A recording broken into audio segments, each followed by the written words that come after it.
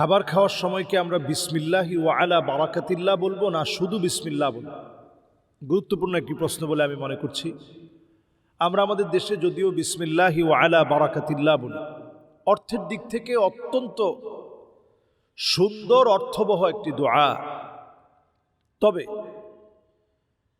হাদিসের পরিষ্কার বক্তব্য হচ্ছে আমরা বিসমিল্লাহ বলব। বিসমিল্লাহ বলে খাবারটা শুরু করলাম,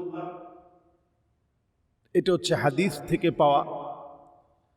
নবীজি সাল্লাল্লাহু আলাইহি সাল্লাম বিসমিল্লাহ বলে শুরু করতেন, এজন্য আমরা হুবহু আমলটা আমরা করার চেষ্টা করি। বিসমিল্লাহ বলে শুরু করলাম। এরপরের আমল কি? বিসমিল্লাহ বলে শুরু করে খাবারটা আপনি খেলেন, খাবার খাওয়ার সময় লোকমা যেন পড়ে না যায় সেটা খেয়াল করা, এটা আরেকটা সুন্নাহ।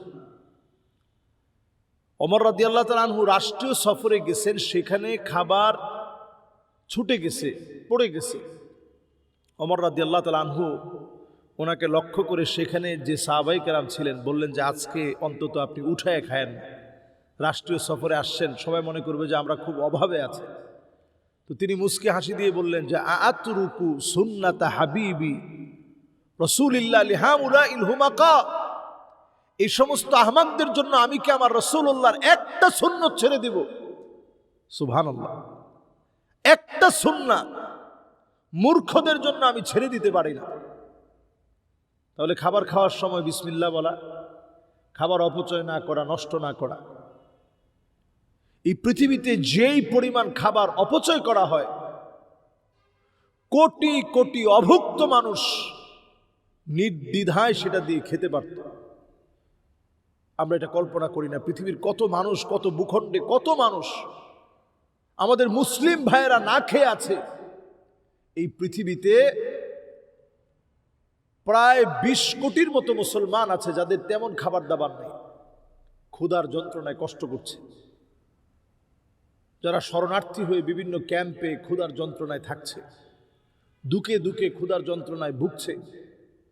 এরকম মুসলমানের সংখ্যা এইরকম মুসলমানের সংখ্যা 20 কোটির অধিক।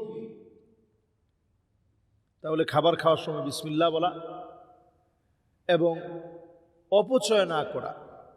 কুলু ওয়াশরাবু ওয়ালা তুসরিফু, খেতে আল্লাহ নিষেধ করেন না, কিন্তু অপচয় করতে নিষেধ করছেন। এরপরে যেই দোয়াটা পড়া উচিত এটা আমাদের সবার জানা দরকার। আলহামদুলিল্লাহিল্লাযী আত'আমানি হাযা আত-তা'আম ওয়া রাযাকানিহি মিন গায়রি হাওলিন মিন্নি ওয়ালা কুওয়াহ। আল্লাহ তাআলা, আপনি আমাকে খাইয়েছেন, আমার কোনো শক্তি সামর্থ্যের কারণে নয়, আমার তৌফিক আছে এজন্য আমি খেতে পেরেছি, বিষয়টা এমন না। শক্তি সামর্থ্যের কারণে আপনি আমাকে খাইয়েছেন এমন না, বরং আল্লাহ আপনি তৌফিক দিয়েছেন বিধায় আমি খেতে পেরেছি।